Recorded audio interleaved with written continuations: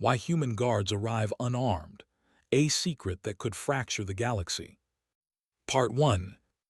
Ambassador stood at the observation window of Galactic Council Station 12. Her four eyes blinked slowly as she watched the human transport ship dock at Port 7. She had been in galactic politics for 40 years. She had seen many strange things, but what she was about to see would change everything she thought she knew. The airlock opened. 3 humans walked out. Leaned forward, she looked at them carefully. Then she looked again. Something was wrong, something was missing. The humans wore simple gray uniforms, clean, professional, but that was all they wore. No powered armor, no energy shields, no plasma rifles on their backs, no pistols at their hips, not even a knife. They carried nothing but small bags with their personal items. "This cannot be correct," said to her assistant. "Check the manifest again." Her assistant, a young named N, pulled up the information on his data pad. "It is correct, Ambassador. These are the new human security guards for Ambassador Williams. 3 guards, no weapons listed." Watched the humans walk through the station. They smiled at people they passed. They nodded politely. They looked like guests arriving for a vacation, not soldiers assigned to protect one of humanity's most important diplomats. Around them, the station buzzed with activity. Guards from other species walked past in full combat gear. The mercenaries wore their famous black armor with twin plasma cannons on each shoulder. The soldiers carried rifles that could punch through starship hulls. Even the peaceful had guards with personal shield generators and stun weapons. And then there were the humans, walking calmly, smiling, completely unarmed. Within hours, everyone on the station was talking about it. "They are fools," laughed commander of the mercenary guild. He sat in the station's common area, surrounded by his heavily armed soldiers. "Humans think they are so special. They think they do not need weapons. They will learn." "Perhaps they have hidden weapons," suggested an officer. "Some technology we cannot detect." "I scanned them myself," said. "Nothing. They carry nothing but clothes and toiletries. They are either very stupid or very arrogant." The news spread through every network on the station. Species that had been curious about the new humans now laughed at them. Species that had feared them now relaxed. How dangerous could humans really be if they sent unarmed guards to one of the most politically dangerous places in the galaxy? Did not laugh. She watched. She waited. She had learned long ago that things which seemed strange often had reasons behind them, reasons that were not immediately clear. 2 weeks passed. The human guards did their job quietly. They stood outside Ambassador Williams' quarters. They accompanied her to meetings. They ate in the common areas. They talked with other species and were friendly and polite. They never caused trouble. And then the night of the banquet came. The Galactic Council held a formal dinner to celebrate a new trade agreement. Every ambassador attended. Every species sent representatives. It was supposed to be a night of peace and celebration. They had other plans. Was standing near the drinks table when she noticed the mercenaries moving. They were subtle, professional, 40 of them spreading through the room taking positions. Their armor was polished for the formal event, but their weapons were real. Their eyes were focused on one target. Ambassador Williams. Understood immediately. Someone had paid to kill the human ambassador. It was an assassination, and it was about to happen in front of everyone. She wanted to shout a warning, she wanted to run, but fear froze her in place. She could only watch. The commander gave a signal. 40 mercenaries raised their weapons. 40 plasma rifles pointed at Ambassador Williams. And then the 3 human guards moved. Had never seen anything move so fast. One moment the humans were standing calmly beside their ambassador. The next moment they were everywhere. The first guard crossed 15 feet in less than a second. His hand hit the commander's throat with a precise strike. The commander dropped without a sound. The guard was already moving to the next target before the body hit the floor. The second guard moved through the left side of the room like water flowing through rocks. Every she touched fell. She did not punch them or kick them. She simply touched them in specific places and they collapsed. Necks, joints, pressure points that disabled without killing. The third guard protected the ambassador, but his protection was not defensive. It was aggressive. Anyone who got close found themselves flying through the air or crumpling to the ground. He moved with the ambassador in a careful dance, always between her and danger, always striking before threats could materialize. 11 seconds, counted later when she watched the security recordings. 11 seconds from the moment they raised their weapons to the moment the last one fell. 40 elite mercenaries, the best killers money could buy, armed with the most advanced weapons in the galaxy. 3 humans, no weapons, no armor, no technology. The humans won. The room was silent. Every ambassador, every guard, every servant stared at the scene. 40 lay on the ground, unconscious or groaning in pain. Not one was dead. Every strike had been precise, controlled, non-lethal but completely effective. The 3 human guards stood in the middle of the chaos. They were not breathing hard. They were not injured. One of them was adjusting his collar, which had become slightly crooked during the fight. "Is anyone hurt?" the female guard asked calmly. "Does anyone need medical attention?" No one answered. No one could speak. Ambassador Williams brushed off her formal dress and smiled. "Well," she said, "I suppose we should continue with dinner. The trade agreement won't celebrate itself." Stared at the humans. Her 4 hearts were beating fast. Her mind was racing with questions. What had she just witnessed? What were these creatures? How could unarmed beings defeat 40 armed soldiers in 11 seconds? She needed answers. She needed to understand. Because if humans could do this without weapons, what could they do with them? That question kept her awake all night. She began her investigation the next morning. What she would discover would shake the foundations of everything she believed about the galaxy and the strange species called humanity.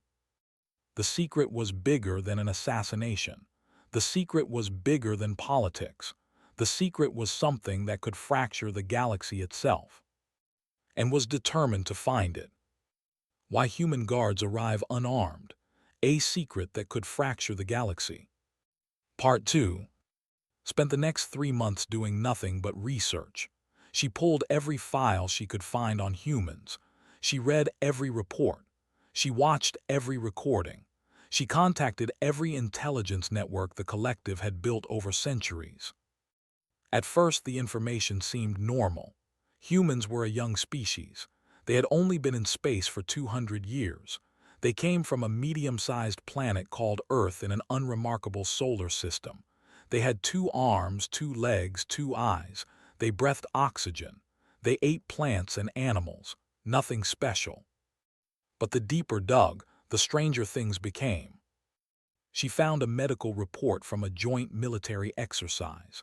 A human soldier had been running alongside troops on a desert planet. They were famous for their endurance. They could march for days without rest. But after 20 hours, the soldiers collapsed from exhaustion. The human soldier was still going. He ran for 36 hours before he finally stopped. Not because he was tired, because the exercise was over. She found a biology study that described something called adrenaline. When humans face danger, their bodies released this chemical. It increased their strength. It reduced their pain. It made them faster and more alert. For short periods, it made them almost superhuman. She found combat recordings that showed humans continuing to fight after taking injuries that should have killed them. One soldier had been shot through the lung. He kept fighting for 10 more minutes until help arrived. Another had broken both legs in an explosion. She crawled 2 miles through enemy territory, dragging her wounded partner behind her before medics found them. Both survived. But the strangest thing was something called muscle memory. Humans could train their bodies to react without thinking. If a human practiced a movement thousands of times, their body would perform it automatically, faster than conscious thought, almost like they could see the future. Began to understand what she had seen at the banquet. Those guards had trained for years. Every movement was practiced thousands of times. When danger came, they did not need to think. Their bodies simply acted. But this still did not explain the most important question. Why did they arrive unarmed? If humans were this capable, why would they choose not to carry weapons? It made no sense. Every other species armed their soldiers with the best technology available. Weapons made warriors more effective. This was simple logic. Unless there was a reason to not use weapons, a reason that humans did not want anyone to know. Expanded her search. She looked for classified files, sealed records, hidden documents. She called in every favor she had earned in 40 years of politics. Finally, she found something. It was a brief mention in an intelligence report from 50 years ago. The report discussed humanity's military structure. Most of it was basic information that already knew, but one paragraph caught her attention. All human military and security personnel are required to follow something called the doctrine. The contents of the doctrine are unknown. All attempts to learn more have failed. Human soldiers will die before revealing its details. This is considered unusual behavior and warrants further investigation. The doctrine had never heard of it, but it seemed important enough for humans to protect with their lives. She searched for more information.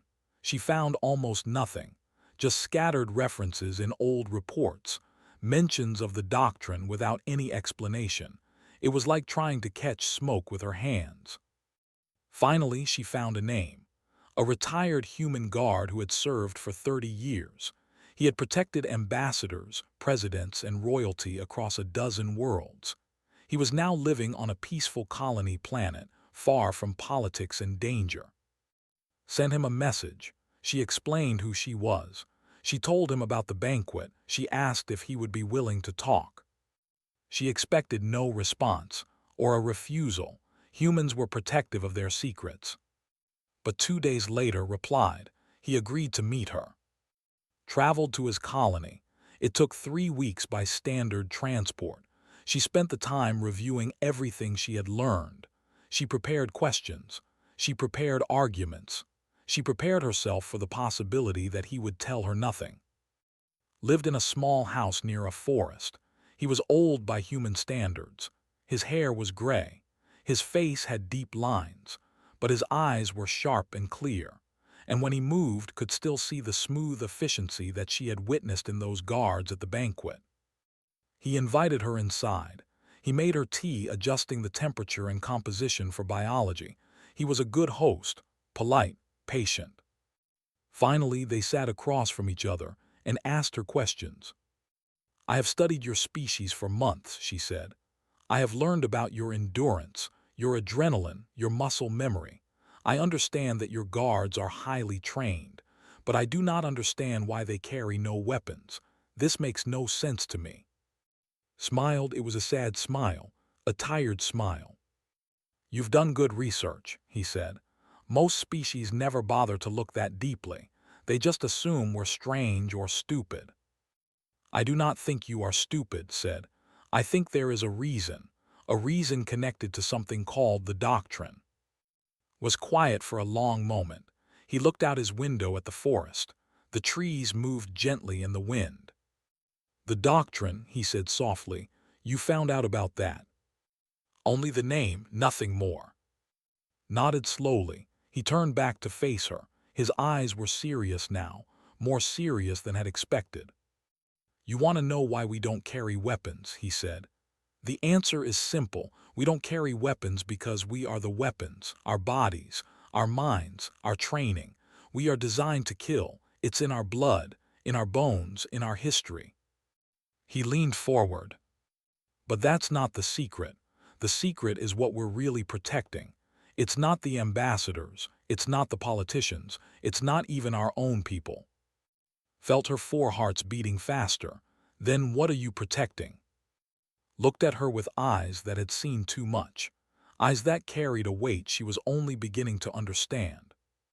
We're protecting the galaxy, he said, from us. The words hung in the air between them, wanted to ask what he meant. She wanted to demand an explanation, but something in his face told her to wait, to listen. Was about to tell her the truth about humanity, and that truth was going to change everything. Why human guards arrive unarmed, a secret that could fracture the galaxy. Part 3. Stood up and walked to his window. He looked out at the peaceful forest for a long moment before he spoke. What do you know about human history? He asked. Considered the question. I know your species has existed for approximately 200,000 years. You developed technology slowly at first, then very quickly in the last few centuries. You achieved space travel 200 years ago.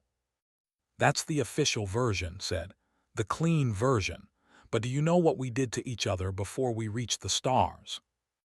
Had read some reports, conflicts, wars, but all species had conflicts before they matured enough for galactic civilization. It was normal. We had wars, she said. All species have wars. Laughed, it was not a happy sound. Wars, he repeated.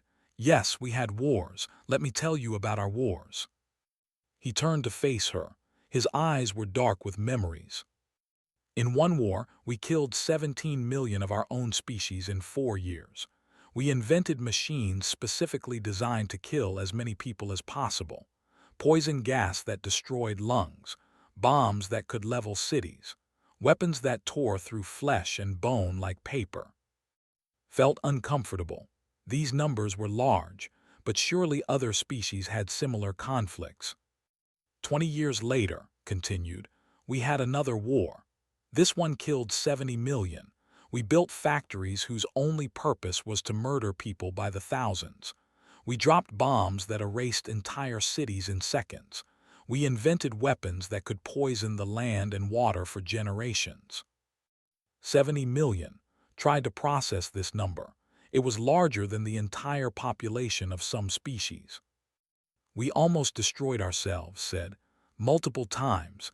We created weapons that could end all life on our planet, and we came close to using them. So close.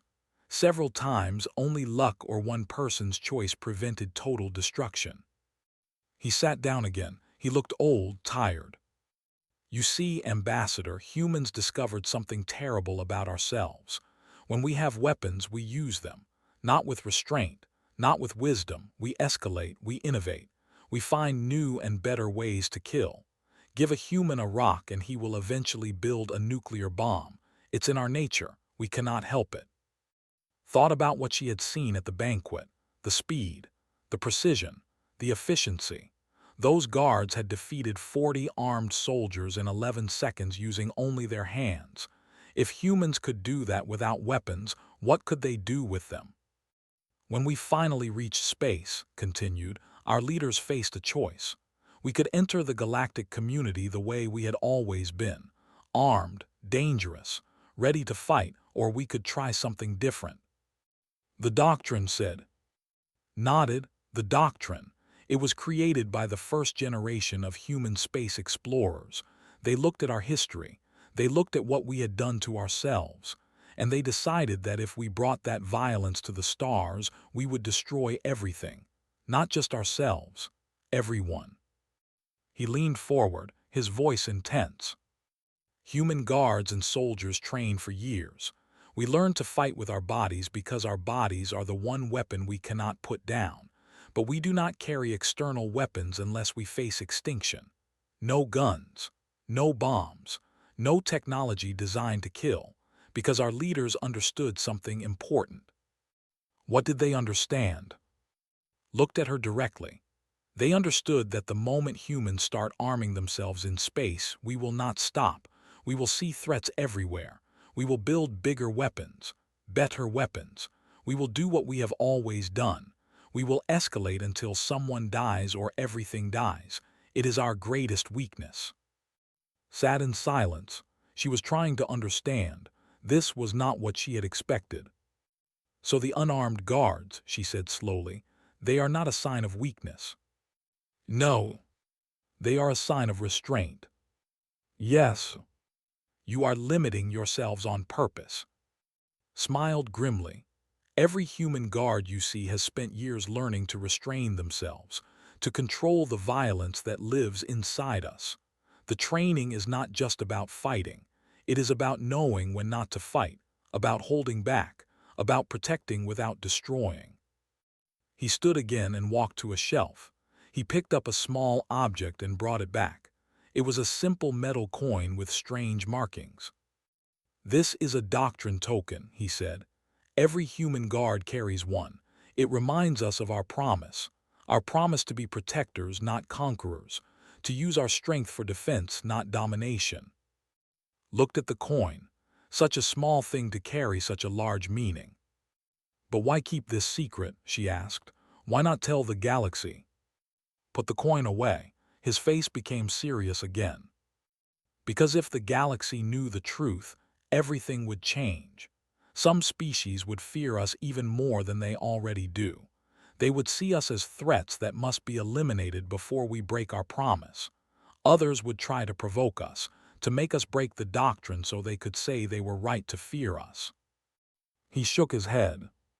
And some humans would use the truth as an excuse. They would say that if everyone fears us anyway, we might as well arm ourselves. We might as well become what they expect. The doctrine works because it is quiet, because humans choose to follow it without outside pressure. If it becomes political, it will fail. Understood now. The secret was not about hiding human weakness. It was about hiding human strength, because that strength, if unleashed, could destroy everything. I have one more question, she said. Ask. At the banquet, your guards killed no one, they were all alive. Why? Smiled, a real smile this time. Because that is the heart of the doctrine. We prove our strength by not using all of it. We show our power through control, not destruction. Those guards could have killed everyone in that room. They chose not to. That choice is what makes us human, not our capacity for violence, our capacity for mercy. Sat with this information for a long time. She had come looking for a secret. She had found something much bigger. She had found the truth about humanity. They were not the peaceful newcomers they pretended to be. They were perhaps the most dangerous species in the galaxy, and they knew it, and they were trying desperately to be better than their nature. She thanked for his honesty and prepared to leave, but as she reached the door she heard a sound, a small click. She turned around. A tiny device fell from her clothing, a listening device. Someone had placed it on her without her knowledge. Someone had heard everything. Looked at the device, his face went pale. Who knew you were coming here? He asked. 4 hearts began racing. She thought about everyone she had told about her trip, her assistant, her colleagues, her intelligence contacts. Too many, she whispered, too many people knew. The secret was out, and everything was about to change. Why human guards arrive unarmed, a secret that could fracture the galaxy. Part 4. The recording spread like fire through dry grass. Within 2 days, it was on every news network in the galaxy. Within a week, there was not a single inhabited planet that had not heard words. We are protecting the galaxy from us. Those words echoed through council chambers and military headquarters. They played in homes and public spaces. They were analyzed by politicians and studied by generals. Everyone had an opinion. Everyone was afraid. Watched the chaos unfold from her quarters on Station 12. She had tried to contain the leak. She had tried to explain context, but it was too late. The secret was out and the galaxy was breaking apart. They were the first to respond officially. Their high commander appeared on every network with a simple message. We always knew humans were dangerous. Now we have proof. They have been hiding their true nature. They have been pretending to be weak while planning conquest. We must strike before they decide to stop pretending. The military agreed. Their generals began calling for a preemptive war. Attack human colonies before humans could arm themselves. Destroy their fleet before they built weapons to match their abilities. End the threat while it could still be ended. Other species reacted differently. The peaceful their ambassadors from all human worlds. They canceled trade agreements. They closed their borders. They wanted nothing to do with a species that described itself as weapons waiting to be unleashed. The merchant species saw opportunity. They sent secret messages to human leaders, offering alliance. If humans were so powerful, better to be their friends than their enemies. They did not care about the doctrine or restraint. They cared about being on the winning side when war came. And then there were the philosophical species, the thinkers of demanded answers in the great debate halls. What right did humans have to position themselves as the galaxy's secret guardians? Who gave them the authority to decide when to restrain themselves and when to let loose? Was the doctrine protection or patronizing arrogance? The Galactic Council met in emergency session. It was the most chaotic meeting in 200 years of galactic civilization. Ambassador William stood before the assembled representatives. She tried to explain. She tried to calm fears, but every word she spoke seemed to make things worse. "The doctrine is our commitment to peace," she said. "Your commitment to peace," shouted the commander. "You train your people to be weapons. You just admitted you could conquer us all if you chose to." "We chose not to, that is the point." "For now, what about tomorrow? What about when you decide you want something we have? What happens when you decide restraint is too hard?" Williams had no answer that would satisfy them. How could she promise something that depended on choices not yet made? How could she guarantee that humanity would always choose mercy? The council fractured into three camps. The first camp wanted war. They led this group, joined by the and several smaller militant species. They argued that humanity was an existential threat. The only safe human was a defeated human. They began building a coalition fleet. The second camp wanted distance. They led this group. They did not want war, but they did not want contact either. They proposed complete isolation of human space. No trade, no travel, no communication. Let the humans have their corner of the galaxy and everyone else would stay away. The third camp was uncertain. They included species likes. They were afraid, but they remembered the banquet. They remembered that those guards had killed no one. They remembered that humans had helped their worlds many times over the past 200 years. They did not know what to believe. Tried to speak for moderation. She explained what had told her. She talked about human history, about their struggle to overcome their nature, about their genuine desire for peace. But her voice was drowned out by fear and anger. 3 months after the leak, the War Coalition announced its formation. 112 species, 15,000 warships, the largest military alliance in galactic history. They massed their fleet at the border of human space. 100,000 ships with weapons hot and soldiers ready. They sent an ultimatum to Earth. Humanity has one galactic cycle to surrender. All human colonies will be placed under containment. All human military and security forces will be disbanded. All humans will be restricted to their home system. Failure to comply will result in military action. The galaxy held its breath. Everyone expected humans to arm themselves now. Everyone expected them to finally reveal the weapons they must have been hiding. Everyone expected war. But the human response was not what anyone expected. A single transport ship left Earth, unarmed, unarmored. It flew directly toward the coalition fleet. 100,000 warships watched it approach. The ship carried one passenger. Her name was Sarah. She was the human secretary of peace. She was 63 years old. She had gray hair and kind eyes. She wore a simple blue dress. She carried no weapons. She had no guards. She sent a message to the coalition flagship. "I am coming to talk. Please don't shoot me." The coalition commanders were confused. Was this a trick? A distraction? They scanned her ship 100 times. They found nothing but one old woman in a simple dress. The commander wanted to destroy her ship immediately, but others hesitated. Killing an unarmed diplomat would make them look like monsters, and they were curious. What could one human possibly say that would change anything? They allowed her to land. Sarah stepped out of her ship and onto the flagship's deck. She was surrounded by guards from 12 species. Every weapon was pointed at her. She smiled at them. "Thank you for seeing me," she said. "I know you're afraid, I know you're angry. I would like 1 hour to speak with your leaders. If you still want war after that, I won't stop you. But please give me 1 hour." The coalition commanders agreed. They were confident in their power. What could one old woman say in an hour that would matter against 100,000 ships? They were about to find out. Why human guards arrive unarmed. A secret that could fracture the galaxy. Part 5. Sarah stood in the center of the coalition war room. Around her sat the leaders of 112 species.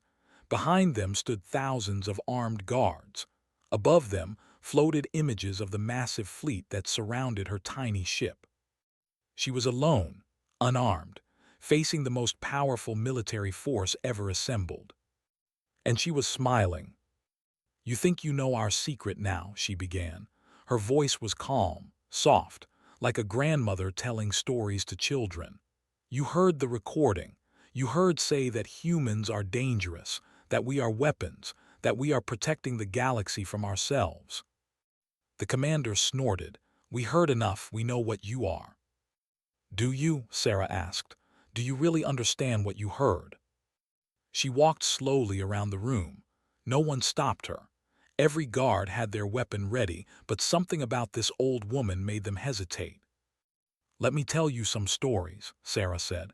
"Human stories, stories that did not make it into that recording." She stopped in front of a general. His species was famous for strength, for endurance, for never giving up.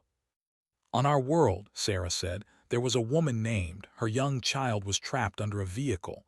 The vehicle weighed 2 tons. Lifted it. She lifted something that should have broken every bone in her body because her child was underneath. Doctors later said it was impossible, but she did it. Love made her do the impossible." She moved to another part of the room. There was a soldier named Thomas. He was carrying his wounded friend through enemy territory. Both his legs were broken. He crawled for 6 hours through mud and pain. When rescuers found him, they tried to take his friend first. Thomas refused. He made them promise to save his friend before they helped him. He nearly died because he cared more about someone else than himself. Sarah stopped in front of the commander. "There were people called firefighters on our world. When buildings burned, they ran inside. Not away, inside, into the flames, into the smoke, into the death. They did this to save strangers, people they had never met, people who could never repay them. They did it because it was right." The commander's eyes narrowed. "These are just stories, they prove nothing." "They prove everything," Sarah said. "You think our secret is that we are dangerous. That is not the secret. Every species is dangerous. They have killed millions in their mercenary wars. They conquered 3 systems before joining the galactic community. Everyone has blood on their hands." She raised her voice slightly, not angry, just clear. "Our secret is that we know we are dangerous. We look in the mirror every day and see what we could become. We see the wars, the destruction, the hate that lives inside us, and every single day we make a choice." She held up her empty hands. "We choose to be kind instead." The room was silent. Sarah continued walking. "Every human guard who arrives unarmed is making that choice. They train for years not just to fight, but to know when not to fight. They learn to control the violence in their hearts. They carry no weapons because they trust themselves to protect without destroying." She stopped in the center of the room again. "You think we have been hiding weapons.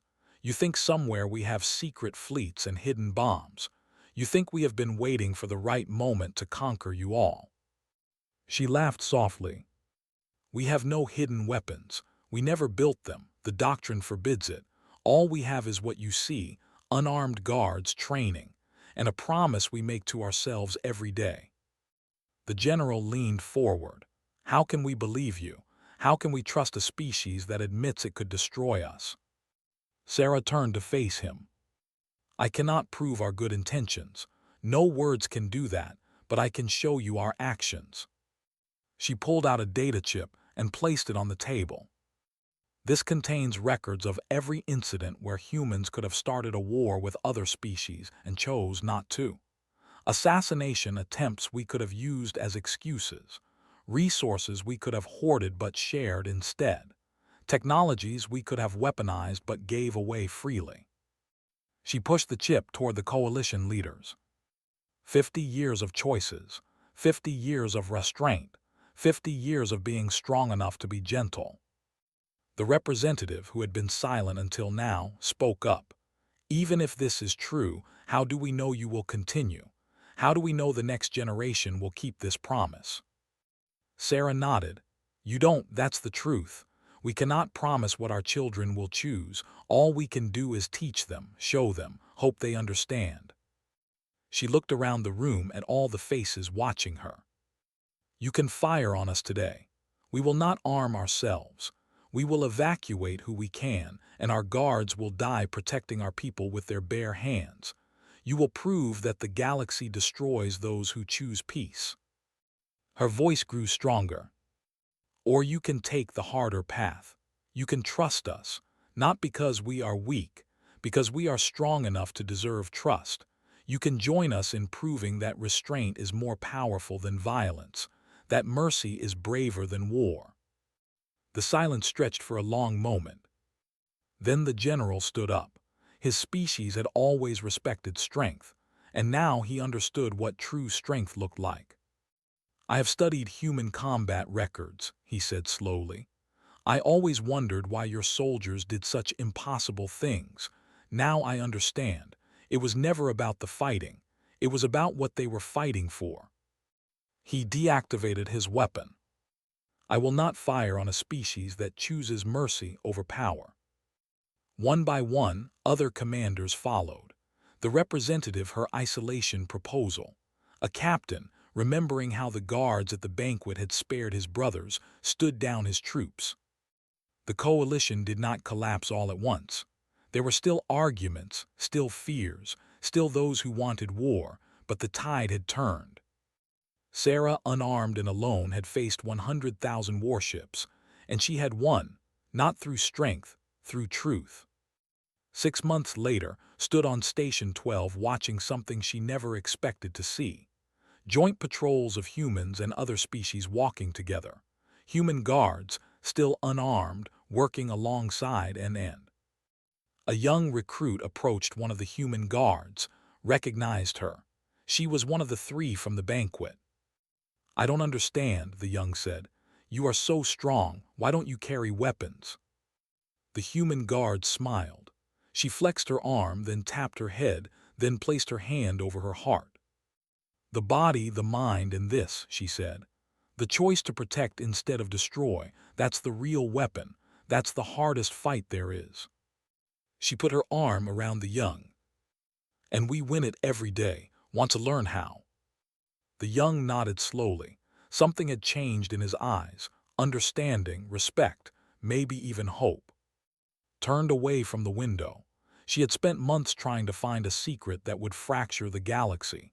Instead, she had found a truth that might heal it. Humans were dangerous. That was true.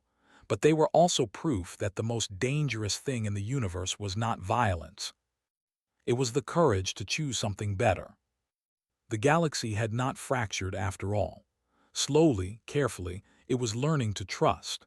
And at the center of that trust were the unarmed guards, making their impossible choice every single day.